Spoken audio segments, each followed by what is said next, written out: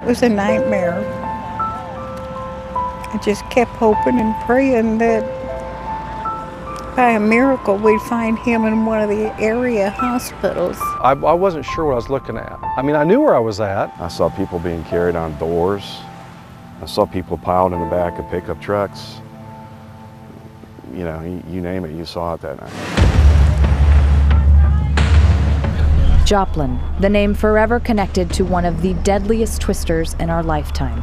Those living there survived a page in history, but to them, it's no memory. It's still very real and very alive. May 22nd, 2011. Be advised, we found some people here in what used to be in the very close apartment. He said, yeah, we've had a bad storm, you better get into the city. And what did you think that meant? I don't know. I didn't really know.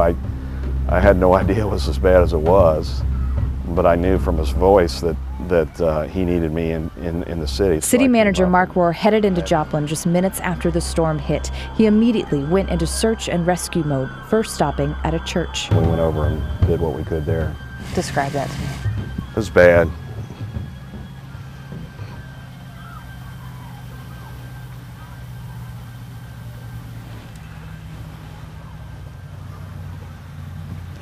About everything. It was bad. Just about everything you could think of was going on there. He described pulling people from the rubble. Some he didn't even know if they were alive. Is it hard to get visuals out of your mind? Yeah, you think about it every day. Did you see that stuff every day? Mm-hmm. Were you proud at least you could help?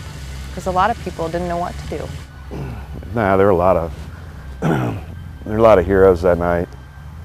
You just did what you had to do. We've all seen the pictures. Houses wiped clean off their foundations. People walking around aimlessly. Emergency trucks frantically heading from one block to the next. 160 people lost their lives, leaving 161 families to grieve.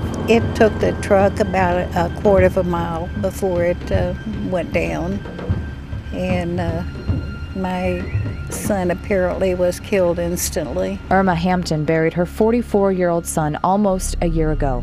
He and his family were in a vehicle when the tornado found them and threw the pickup like a rag doll. I'm still having a problem, you know. I have days I know that my son would want me to go on. He was the only son I had. Every week she comes here to visit her son, Jesse McKee. I just hold on to that hope that I'm going to see him again for long. A concrete block sits in the middle of Cunningham Park. Flowers frame the structure that lists the names of those killed.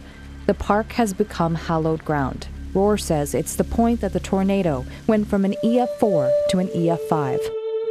Just 1 year ago, the park was littered with pieces of neighborhood. Now it's a place to gather, to remember, and to play. It marks the rebirth of a town in transition.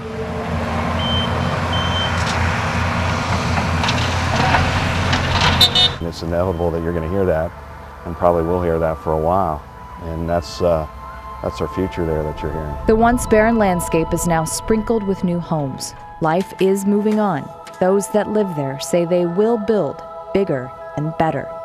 The signs of hope are everywhere in Joplin.